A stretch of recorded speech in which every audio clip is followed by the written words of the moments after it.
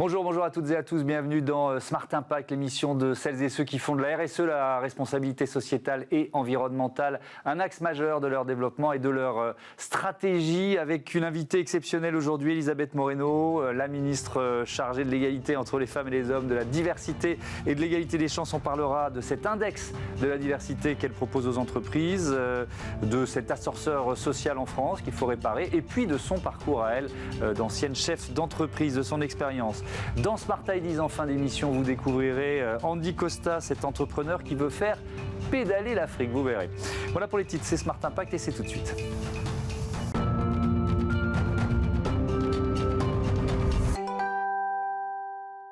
Bonjour Elisabeth Moreno, bienvenue. Bonjour Thomas Hugues, bonjour à toutes et à tous. Vous êtes donc ministre déléguée auprès du Premier ministre, en charge, je le disais, de l'égalité entre les femmes et les hommes, de la diversité et de l'égalité des chances. Il y a plein de thèmes à aborder, on a 20 minutes ensemble, on va entrer dans le vif du sujet avec cet index de la diversité que vous proposez depuis quelques semaines aux entreprises volontaires. De quoi s'agit-il ? Eh bien écoutez, moi j'ai passé 30 ans de ma vie dans la vie professionnelle, je ne suis rentrée en politique qu'il y a 8 mois, et qu'est-ce qu'il est censé de faire dans ce cas-là ? S'appuyer sur nos expériences. Et l'expérience que j'ai eue dans le monde de l'entreprise m'a prouvé que l'entreprise était un lieu formidable pour créer des choses, pour inventer, pour innover. Et puisque vous vous intéressez à la responsabilité sociétale et environnementale des entreprises, je pense que les inégalités sociales qui sont dans notre pays aujourd'hui et qui existent partout dans le monde sont de moins en moins supportables. Les entreprises recherchent de plus en plus de moyens pour être plus inclusives dans leur recrutement. Et donc, nous avons décidé de créer un outil qui va faire à l'instant T un diagnostic du niveau d'inclusivité d'une entreprise, que ce soit dans le handicap, que ce soit dans l'origine sociale, que ce soit dans l'origine culturelle. L'idée, et évidemment le genre, l'idée étant de faire en sorte que l'entreprise profite de tous les talents qui existent dans notre société. Alors, parce qu'aujourd'hui, ça n'est pas le cas. C'est quoi cet outil, cet index ? Comment ça fonctionne ? Et puis aussi, quand est-ce qu'il sera opérationnel ? Alors, nous espérons qu'il sera opérationnel d'ici cet été. Nous travaillons en ce moment avec les organisations patronales, syndicales et évidemment les entreprises. Et je veux saluer celles qui, à peine nous avons parlé de cet index, se sont portées volontaires pour pouvoir travailler dessus. Et la manière dont ça va fonctionner, c'est que nous avons travaillé avec la CNIL et avec le Défenseur des droits pour construire un questionnaire qui est complètement RGDP, qui respecte les règles juridiques, etc. Parce qu'il faut protéger les données confidentielles et il faut que tout le monde se sente libre de pouvoir l'utiliser ou pas. Donc, sous la forme d'un anonymat, nous allons questionner les salariés et nous allons leur demander comment ils se perçoivent dans l'entreprise. Est-ce qu'ils vont plutôt se percevoir asiatiques ? Est-ce qu'ils se perçoivent comme ayant un handicap ? Ce sont eux qui parlent et ce sont eux qui vont parler d'eux-mêmes. Parce que c'est compliqué, il n'y a pas de quota ethnique par exemple dans notre pays, c'est pas autorisé contrairement aux États-Unis. Donc construire un outil comme celui-là, cet index, il y a un certain nombre de difficultés, j'imagine. Alors il n'y a pas de difficulté à partir du moment où vous utilisez les moyens qui existent. Et cette possibilité que nous avons, non pas de compter les gens, mais de leur demander de s'exprimer sur qui ils sont, est tout à fait légal, tout à fait accepté. Et comme ce sera sur la base du volontariat et qu'il y aura une entreprise tierce pour pouvoir analyser les données, eh bien, il n'y a aucun souci et les entreprises sont très volontaires et je suis heureuse qu'elles nous accompagnent. Peut-être juste pour finir là-dessus parce que c'est important, il faut savoir que l'idée ou l'objectif de cet index, ça n'est pas que prendre une photographie à l'instant T. C'est aussi aider les entreprises à mieux recruter, c'est aider les managers, c'est aider les dirigeants à donner les bonnes directives à leur cadre pour faire en sorte que leur recrutement soit plus important. Savoir d'où l'on part, faire le constat pour ensuite définir le chemin. Pourquoi est-il sur la base du volontariat ? Est-ce que la coercition n'était pas une autre option ? Bien parce que, vous savez, d'abord, les entreprises vivent aujourd'hui un moment extrêmement difficile. Ensuite, parce qu'elles cherchent des solutions pour être compétitives, pour être performantes. Et nous avons, les entrepreneurs ont... Vous dites encore on. Je dis on, parce que ça ne fait que 8 mois. Mais les entreprises sont extrêmement concentrées sur leur corps de métier. Mais j'ai pu constater, à la fois de mon expérience personnelle, mais aussi des chefs d'entreprise avec lesquels j'ai échangé, que nos méthodes de recrutement n'ont pas changé depuis 20 ans. Nous allons en général vers les mêmes écoles, vers les mêmes chasseurs de tête, Internet, nous cherchons les mêmes CV parce que ça rassure. Et l'objectif de ce que nous faisons là, eh bien, c'est de travailler avec des structures qui ont des méthodes de recrutement différentes. Saïd Amouche, notamment, avec Mosaïque RH. Nos quartiers ont du talent. Ces structures qui vont nous amener des talents dont nous n'avons pas l'habitude. Et je veux juste préciser une chose. Le talent n'a ni couleur de peau, ni genre, ni origine culturelle, ni origine sociale. Et c'est ça que nous allons pousser. La semaine dernière, vous annonciez la création du 3928, numéro d'appel et plateforme anti-discrimination. Est-ce qu'on peut déjà faire un premier bilan? C'est rapide, mais est-ce que ça marche, malheureusement, si j'ose dire? Comme vous pouvez l'imaginer, je suis de très très près. Donc je peux déjà vous dire que ça fait 10 jours que nous l'avons lancé. Il y a eu 1200 appels, parce qu'on peut le joindre par le 3928, mais on peut aussi le joindre par la plateforme antidiscrimination.fr. Et donc, on a eu 1200 appels et on a eu 600 chats. Juste pour vous donner un point de comparaison, le défenseur des droits qui porte cette plateforme aujourd'hui avait entre 10 et 15 appels par jour. Donc, c'est vous dire combien, malheureusement, cette plateforme est utile et nécessaire pour que les personnes qui sont discriminées dans notre pays, qu'elles soient discriminées dans l'éducation, dans le logement, dans le travail, dans les prêts bancaires, eh bien, qu'elles ne se sentent pas seules avec ces discriminations. Parce qu'aujourd'hui, je rencontre encore beaucoup de gens qui me disent « Oui, je suis discriminée, mais je ne porte même plus plainte parce que de toute façon, tout le monde s'en fiche. » Et cette impunité-là est dangereuse. Et mais c'est quoi? C'est un lieu d'écoute, de conseil pour lancer éventuellement une plainte, une procédure? Alors, c'est un lieu d'abord d'écoute, parce qu'il n'y a rien de pire lorsque vous êtes discriminé que de se sentir atteint dans sa dignité et de n'avoir personne à qui en parler. Donc, la plateforme qui est portée par les défenseurs des droits a des personnes formées sur ces questions de discrimination qui vont recevoir ces appels. Elle a des médiateurs, elle a des juristes, elle travaille avec des associations comme la LICRA ou SOS Racisme, elle renverra les personnes qui en ont besoin vers les services de l'État, que ce soit le ministère de l'Intérieur ou que ce soit le ministère de la Justice. L'essentiel, c'est de ne pas rester seul avec sa discrimination et de ne pas sentir, et que les personnes qui discriminent ne sentent pas qu'il y a une forme d'impunité. Vous ne pouvez pas, dans la rue, traiter quelqu'un de sale arabe et continuer votre chemin comme si de rien n'était. Vous voyez ce que je veux dire? Donc, tous ces sujets-là sont extrêmement importants et l'intérêt de cette plateforme, c'est de rassembler. Parce que, pourquoi je vous dis rassembler? Ça peut paraître étrange quand on parle de lutte contre les discriminations. Mais si vous êtes discriminé et que vous êtes seul et que vous vous sentez abandonné par la République sur des fondamentaux des droits humains, eh bien, vous avez le sentiment que vous ne comptez pas.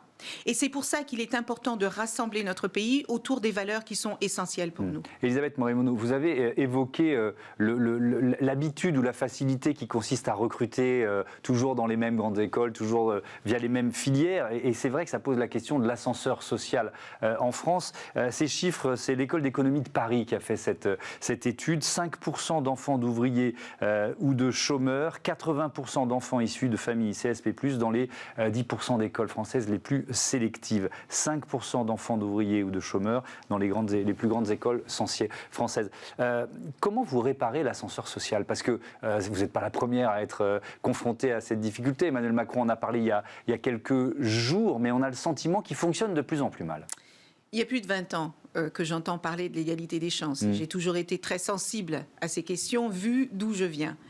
Un enfant sur 6 aujourd'hui, je vais le prendre dans l'autre sens. Oui. Il faut 6 générations pour un enfant d'ouvrier pour devenir cadre. 6 générations. Autant dire que ça vous paraît impossible quand vous êtes un jeune et que vous voyez ce genre de données. Et l'égalité des chances, pour moi, c'est d'abord une question d'égal accès aux opportunités. Parce que l'égalité en tant que telle, on sait bien qu'elle est difficile à atteindre. On sait bien que selon que vous naissiez dans une zone rurale, sur les territoires ultramarins, dans les quartiers défavorisés, vous n'aurez pas les mêmes chances de réussir. Mais la responsabilité de l'État, c'est de tendre la main à ceux qui ont moins de chances. Mais vous, dans votre histoire personnelle, vous l'avez fait, cette ascension sociale. Mais je l'ai fait à une époque où c'était peut-être un peu plus facile, où l'ascenseur social fonctionnait un petit peu moins difficilement heureusement que ça n'est le cas aujourd'hui. Mais est-ce que pardon de vous interrompre, mais est-ce que les opportunités mises en place par l'État vous ont servi, ou est-ce que c'est simplement votre volonté, votre histoire personnelle qui fait que vous en êtes arrivé là où vous êtes aujourd'hui? Alors, il y a plusieurs choses. D'abord, il y a le fait que je me sois accrochée à l'école républicaine et que j'ai pu bénéficier. J'ai été une enfant boursière, j'aimais l'école et je me suis battue. Je pense que j'ai rapidement compris que l'école serait mon salut pour sortir de cette assignation à résidence que ma classe sociale, à laquelle ma classe sociale me destinait. Un bon professeur, c'est la République qui vous tend la main d'une certaine façon. Un bon professeur, c'est la République qui vous tend la main. Et je pense que c'est ce que Emmanuel Macron est en train de faire aujourd'hui, que ce soit lorsqu'il lance la plateforme de lutte contre les discriminations, parce qu'il se rend compte que ces discriminations sont importantes, ou alors quand il annonce que nous allons avoir plus de jeunes qui bénéficient des grandes écoles pour entrer dans la fonction publique. J'étais avec Amélie de Montchalin hier soir pour revoir cette mesure et s'assurer que tout le pays, tous les enfants de notre pays qui le souhaitent puissent en bénéficier. Les aider au travers de la bourse, c'est important. Il faut continuer à faire rêver notre jeunesse, même quand elle pense que ça n'est pas possible. C'est comme ça qu'on réglera ces problèmes de rejet, de discrimination et d'inégalité des chances.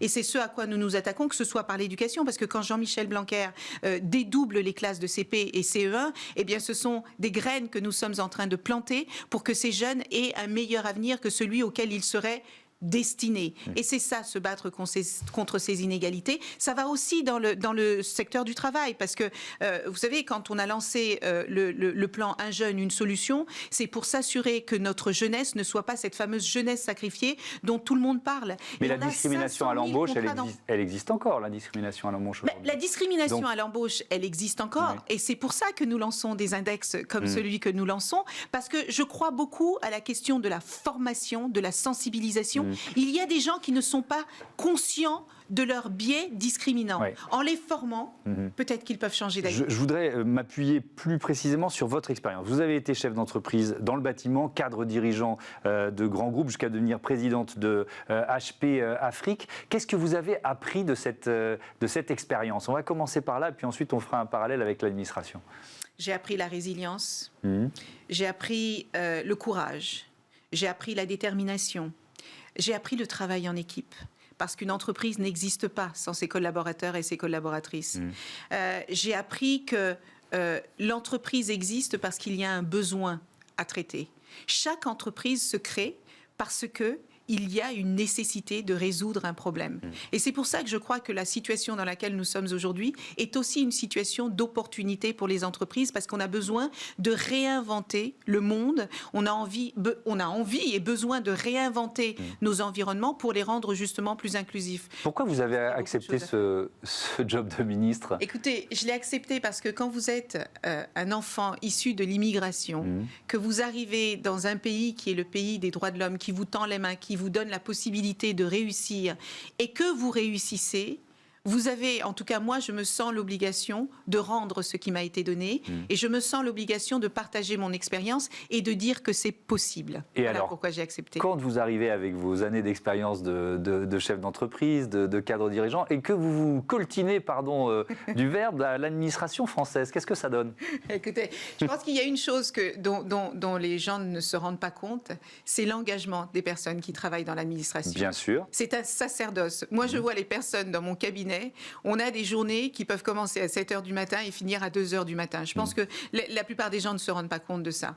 Après, l'administration, c'est une accumulation de règles, de dispositifs, de mesures qui peuvent, au bout d'un moment, paraître lourdes. Et je pense que c'est pour ça, d'ailleurs, qu'Amélie de Montchalin travaille aussi ardemment sur la transformation de la fonction publique. Je vais citer David Lisnard, le maire de Cannes. L'État obèse perd l'autorité régalienne pour laquelle il a été inventé. L'État obèse a généré l'impuissance de l'État, absurdité bureaucratique qui entrave, ralentit, freine et décourage. Je suis sûr que vous vous êtes dit ça une fois ou deux depuis que vous êtes ministre. Alors, je peux vous dire qu'en termes d'obésité, je ne vois pas, en tout cas mon ministère, je ne vois aucune obésité, parce que je voudrais parfois avoir plus de ressources pour traiter les problématiques qui sont les nôtres. évidemment, venant du monde de l'entreprise, j'aimerais pouvoir appuyer sur un bouton et que les choses se mettent en œuvre. Mais il y a une différence fondamentale entre ce que je fais aujourd'hui et ce que je faisais hier. Dans ce que je fais aujourd'hui, il y a une question de vie ou de mort. Si nous ne mettons pas en place les 46 mesures du Grenelle des violences conjugales, c'est toujours plus de femmes qui mourront sous les coups de leur conjoint ou de leur ex-conjoint. Je n'avais pas cet enjeu-là dans l'entreprise. Lorsque vous voyez les mesures qui sont mises en place, il faut considérer tout un ensemble de choses que l'on ne considère pas forcément dans l'entreprise. Quand j'étais dans la tech et je ne faisais que de la tech. Quand vous êtes à la place qui est la mienne, vous devez prendre en compte l'éducation, vous devez prendre en compte la santé, vous devez prendre en compte le logement, vous devez prendre en compte la ville. Donc c'est pour ça que ça rend la machine lourde. Mais vous savez, que vous soyez fonctionnaire ou que vous soyez dans la société civile, lorsque vous êtes engagé et que vous avez envie de faire bouger les choses, vous y parvenez. Oui, mais je repose la question. Quand vous appuyez sur un bouton, ça ne va pas vite. Ça ne va pas aussi vite que je le voudrais. Ouais. Surtout dans la période de temps qui m'est impartie. Pourquoi on n'arrive pas à améliorer ça ? Mais je pense que c'est ce que je vous disais, mais même dans l'entreprise, qu'est-ce qui fait qu'une entreprise n'a pas... Qu'est-ce qui fait que ça n'est pas une banque qui a inventé PayPal ? Qu'est-ce qui fait que ça n'est pas le secteur du tourisme qui a inventé Airbnb ? Parce que quand vous êtes habitué à faire les choses d'une certaine manière pendant un certain nombre d'années, c'est très difficile de faire du nouveau parce que vous rentrez parfois dans une manière de faire qui vous colle à la peau. Ça veut dire que vous chassiez aussi la routine dans un grand groupe comme HP. Je pense qu'il est important de chasser la routine partout. Et surtout aujourd'hui, le monde va beaucoup plus vite qu'il y a 20 ans et il faut savoir se remettre en question et se réinventer aussi souvent que possible. Alors vous parliez de la lutte contre les violences faites aux femmes. Le 3919 devient un service public et vous faites appel à l'économie sociale et solidaire pour transformer ce qu'était le 3919. Expliquez-nous. Alors, il faut d'abord que vous compreniez que le 3919 est une ligne d'écoute qui a été créée par une association féministe il y a une trentaine d'années, dont l'objectif était d'écouter les femmes victimes de violences et de les accompagner dans les solutions qui sont les plus adaptées à leur situation. Et parce que cette mesure est importante et parce que nous voulons que toutes les femmes dans notre pays, où qu'elles se trouvent, qu'elles soient en situation de handicap, aphasiques, malentendantes, qu'elles aient accès à cette ligne. Or, comme cette ligne est ouverte de 9h à 18h aujourd'hui, où ce sont les horaires classiques, si vous êtes sur les territoires ultramarins, vous avez une fenêtre de tir très courte à cause des décalages horaires. Si vous êtes une personne malentendante, les services ne sont pas forcément adaptés. Donc, nous avons décidé, dans le cadre du Grenelle des violences, de le nationaliser, de nationaliser ce numéro pour qu'il soit accessible au plus grand nombre et que l'État se saisisse de cette problématique jusqu'au bout. Les associations m'ont fait part de leurs inquiétudes et elles m'ont dit, mais attendez, il ne faut absolument pas que ce soit quelque chose de mercantile. Si vous lancez un marché public, c'est ce qui va se passer. N'importe qui peut répondre, des gens qui n'ont pas l'expérience, l'expertise. Et moi, j'ai absolument besoin que les associations qui font aujourd'hui un travail remarquable sur ce sujet continuent de travailler dessus. Je crois, pour lutter contre les violences, il y a un triptyque vertueux, c'est les politiques publiques, les associations et les entreprises qui se saisissent de plus en plus de ces questions et peut-être qu'on en reparlera.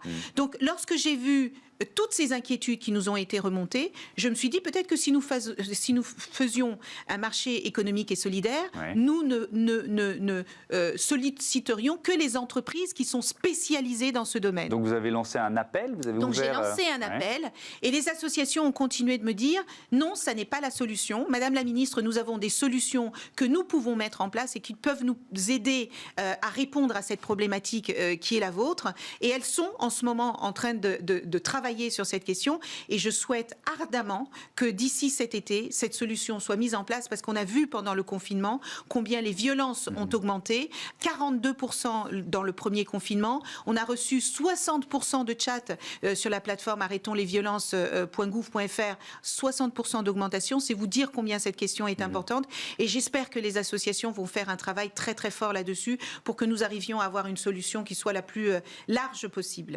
Je voudrais terminer avec la question, il reste 1 minute 30, malheureusement ça file trop vite, mais de l'égalité de salaire femmes-hommes, parce que c'est aussi un enjeu majeur pour les entreprises. Qu'est-ce que vous voulez voir changer? Qu'est-ce que vous mettez en place sur ce thème-là? Je vais vous dire... Parce qu'on est beaucoup dans l'incantation depuis des décennies et on ne voit pas forcément l'écart se réduire tant que ça. La première loi en faveur de l'égalité salariale date de 1972. 48 ans après, on a encore un écart de salaire entre 9 et 25% pour les femmes. 9% à job égal, compétence égale, expérience égale. Ça, c'est le constat. La proposition, qu'est-ce que vous proposez? La proposition, mais je veux dire quand même que les lois fonctionnent. La loi Copé-Zimmermann a montré que ça fonctionnait. On est passé de 10% à 45% de femmes dans les comités d'administration. Je pense que la loi ne suffit pas. Les mentalités n'évoluent pas suffisamment vite. Et c'est pour ça qu'on est en train de travailler à la fois sur des actions coercitives. Le 1er mars prochain, toutes les entreprises doivent publier les résultats de leur index égalité professionnelle. On fait de l'éducation, on fait de l'incitation, on fait de l'explication. Et je veux juste que les entreprises comprennent que c'est pas une question de charité. Demander la parité, ça n'est pas une question de charité, c'est assez. Et je veux qu'on travaille sur les quotas, parce qu'on considère que les quotas, c'est insignifiant et ça ne fonctionne pas. Pardon, mais ça fonctionne. Et les quotas, c'est juste remettre les choses à leur place et donner la possibilité aux femmes qui ont du talent de pouvoir réussir dans un milieu où elles sont trop souvent exclues. Merci Elisabeth Moreno, à bientôt sur Bismart. Tout de suite, Smart Ideas, la bonne idée du jour. Smart Ideas avec BNP Paribas. Découvrez des entreprises à impact positif.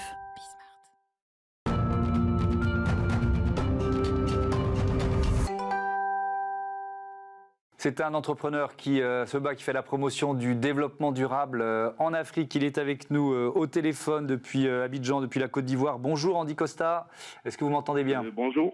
Je commence avec votre activité de chef d'entreprise. Vous avez lancé un casque de vélo pas comme les autres. Est-ce que vous pouvez nous le décrire? Je suis Andy Costa, écologiste, ambassadeur du vélo en Afrique et président de My Dream for Africa. My Dream for Africa a été créé en 2010. C'est une ONG qui fait la promotion de l'environnement et du développement durable. Et notre leitmotiv ou focus est sur le vélo. L'objectif pour nous, on a utilisé le vélo pour faire la promotion du transport alternatif non polluant.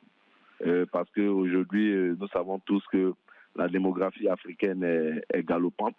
D'ici 2050, nous serons environ 2 milliards. Donc c'est aujourd'hui qu'il faut penser au transport alternatif. D'où notre choix pour le vélo. Alors, soif de vélo, mais alors on vous voit toujours en photo avec ce casque sur la tête. Qu'est-ce qu'il a de particulier, ce casque de vélo? Le premier truc, c'est que mon casque est mon personal branding. Parce que voilà, pour faire la promotion du défi que nous avons aujourd'hui, qui est un défi global, qui est le défi lié au changement climatique, je pense qu'il faut avoir une identité visuelle pour pouvoir véhiculer ce message. D'où mon casque vert sur la tête. Et la particularité de mon casque, c'est que nous travaillons actuellement sur un projet de créer des casques à base de bouteilles plastiques recyclées pour rester encore focus sur tout ce qui est notion éco-friendly. Donc l'idée, c'est de créer un casque en matériaux recyclés. On a vu furtivement quelques images de Didier Drogba, grand footballeur aujourd'hui à la retraite. Il fait partie de vos parrains? Oui, j'ai Didier Drogba. J'ai la chance d'avoir Didier Drogba comme parrain et aussi à Salfo du groupe Magic System. Pourquoi c'est important d'avoir des parrains célèbres pour faire avancer une cause comme la vôtre? Parce que la première raison, c'est que la notion du vélo en Afrique et ailleurs, c'est pas la même notion.